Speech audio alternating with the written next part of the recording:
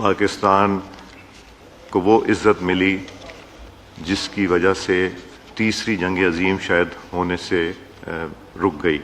میں اپنے آنریبل ممبران کو مبارکباد پیش کرنا چاہتا ہوں کہ اللہ تعالیٰ کا جتنا بھی شکر ادا کریں کم ہے، کیونکہ اللہ تعالیٰ نے یہ اعزاز پاکستان کے حصے میں آیا ہے کہ جس میں پاکستان کو وہ عزت ملی جس کی وجہ سے تیسری جنگ عظیم شاید ہونے سے رک گئی۔ اس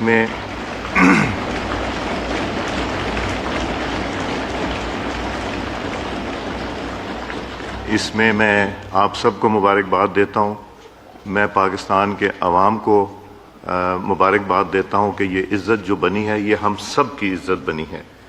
میں وزیر اعظم پاکستان کو جن کی انتھک محنت، جن کی کوشش کاوش سے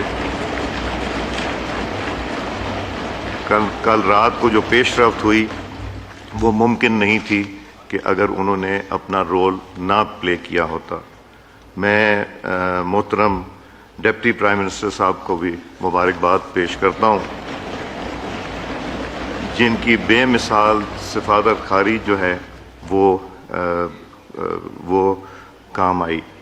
میں chief of defence forces field marshal Syed Asim Munir صاحب کی انتھک محنت کو بھی خراج تحسین پیش کرتا ہوں۔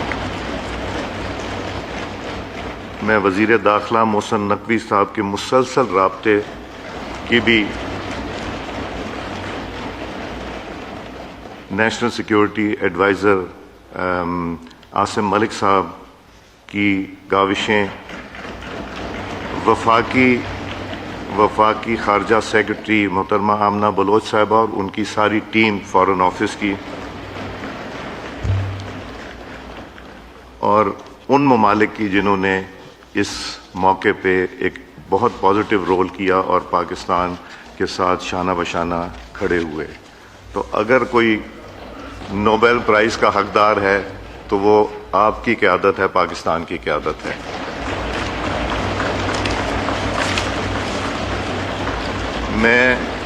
میں آج خوش آمدید کہوں گا ہمارے دوست بھائی اور ہمسایہ ملک کے سفیر آج وزٹرز گیلری میں تشریف رکھتے ہیں، ہم ان کو خوش آمدید کرتے ہیں۔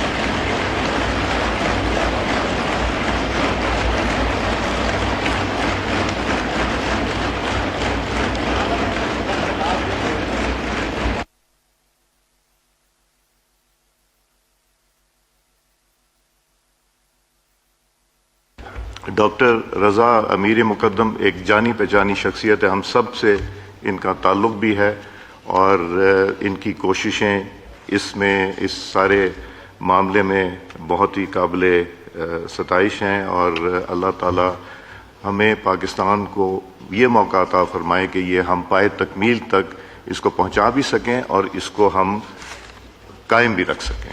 جی، خواجہ محمد آصف صاحب۔